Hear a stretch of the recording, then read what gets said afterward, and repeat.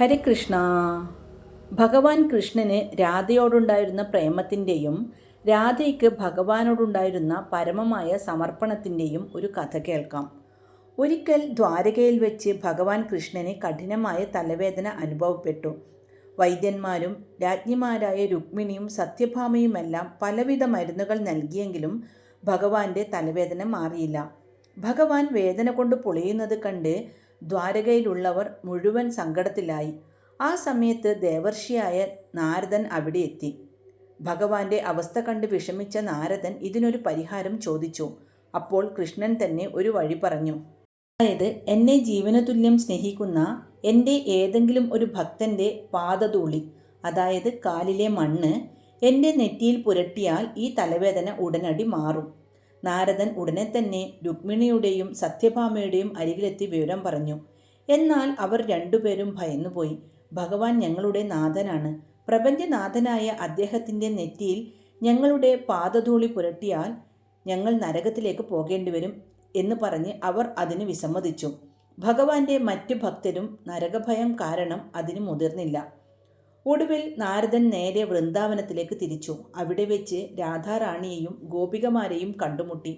കൃഷ്ണന് കഠിനമായ തലവേദനയാണെന്നും അതിനുള്ള പരിഹാരം പാദധൂളിയാണെന്നും നാരദൻ പറഞ്ഞു. ആ വിവരം കേട്ട പാതി കേൾക്കാതെ പാതി രാധ ഒട്ടും ആലോചിക്കാതെ തൻ്റെ കാലിലെ മണ്ണുവാരി നാരദൻ്റെ കയ്യിൽ കൊടുത്തു.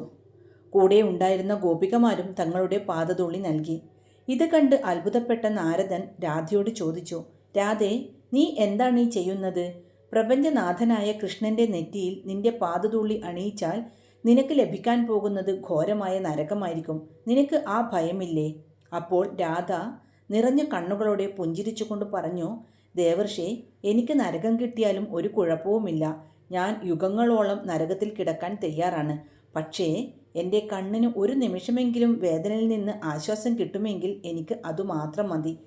രാധയുടെ ഈ വാക്കുകൾ കേട്ടപ്പോൾ പ്രപഞ്ചം മുഴുവൻ നിറഞ്ഞ ആ രാധാപ്രേമം എന്താണെന്ന് നാരദന് മനസ്സിലായി.